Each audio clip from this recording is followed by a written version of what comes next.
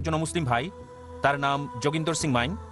তিনি একজন শিখ আর প্রশ্ন করেছেন যে দয়া করে ইসলাম এবং শিখ ধর্মের সাদৃশ্য বলবেন কি। একজন শিখ ভাই খুব সুন্দর প্রশ্ন করেছেন যে ইসলাম এবং শিখ ধর্মের সাদৃশ্য কি। অনেক সাদৃশ্যই আছে, সবকিছু বলার সময় হাতে নেই। কয়েকটা বিষয় সংক্ষেপে বলবো যে শিখ ধর্ম এটা 10 গুরুর ধর্ম। অনেকে এটা জানে না। এর প্রতিষ্ঠাতা হচ্ছেন গুরু নানক সাহেব 1500 শতাব্দীর পরে, সেটা পাঞ্জাবে পঞ্চনদীর তীরে।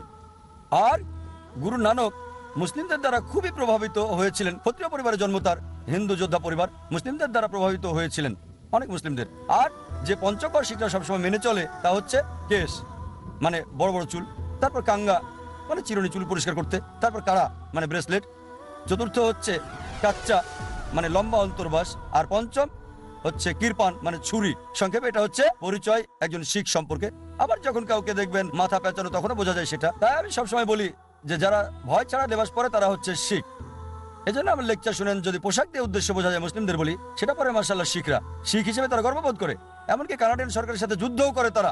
আর্মিতে একজনকে বলা হচ্ছে মাথা চুল কাটতে, সে বললো না কাটবো না, তারপর মামলা করে তারা জিতেও গেল। আমি যখন প্রথম কানাডা যাই 1996 সালে, সে সময় পত্রিকার শিরোনাম ছিল কানাডার আর্মির সাথে একজন শিখ মামলা যুদ্ধ করছে। তবে আমাদের মুসলিমদের অনেক কথা বলে থাকে, দাড়ি পর্যন্ত কেটে ফেলে।